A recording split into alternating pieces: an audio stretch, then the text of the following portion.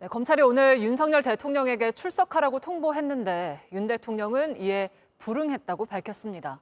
검찰은 2차 소환을 바로 통보하겠다고 했습니다. 바로 검찰 특수본부터 연결해보죠. 자, 박현주 기자, 검찰이 대통령 소환을 통보했는데 대통령이 불응했다는 거죠. 자세한 소식 전해주시죠.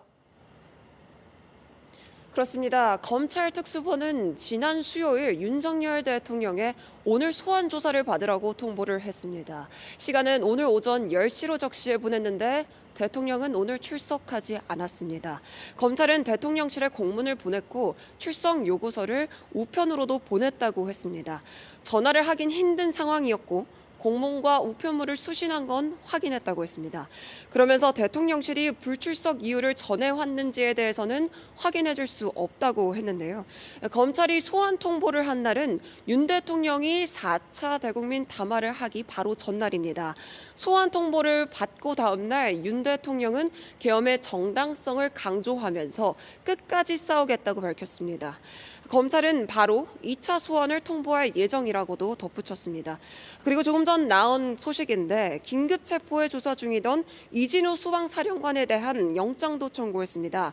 어제는 곽종근 특전사령관에 대한 영장도 청구를 했는데 이 두 사람의 영장이 발부되면 윤석열 대통령을 뺀 계엄군의 최고 지휘라인 신병을 사실상 모두 확보한 셈입니다.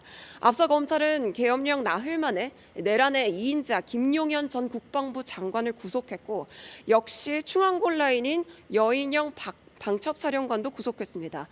이들 영장에 적시된 공범은 모두 윤석열 대통령입니다.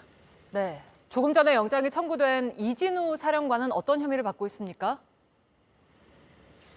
네, 앞서 검찰은 이 사령관이 정당한 사유 없이 출석에 응하지 않았다면서 지난 금요일 밤 체포했습니다. 이후 조사 과정에서 이 사령관은 비상계엄 당시 대통령이 의원들을 끌어내라고 지시했다고 진술한 걸로 알려집니다. 곽종근 특전사령관과 같은 취지로 말을 한 건데요. 모두 국회 병력을 투입해서 본관 진입을 시도한 혐의를 받고 있습니다. 계엄사령관을 맡았던 박안수 육군참모총장도 오늘 새벽까지 첫 피의자 조사를 받았습니다. 네, 그리고 구치소에서 극단적인 선택을 시도했던 김용현 전 장관은 진술을 거부하고 있다고요? 그렇습니다. 김 전 장관은 어제 조사에서 불법 조사에 협력하지 않겠다면서 진술을 거부하겠다고 밝혔는데요.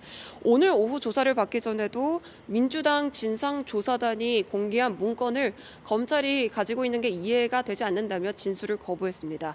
김 전 장관은 내란의 2인자이자 구치소 화장실에서 수건 등을 활용해서 극단적 선택을 시도한 인물이기도 합니다.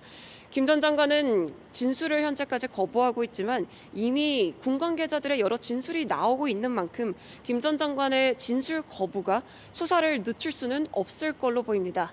지금까지 서울중앙지검 앞에서 JTBC 박현주입니다.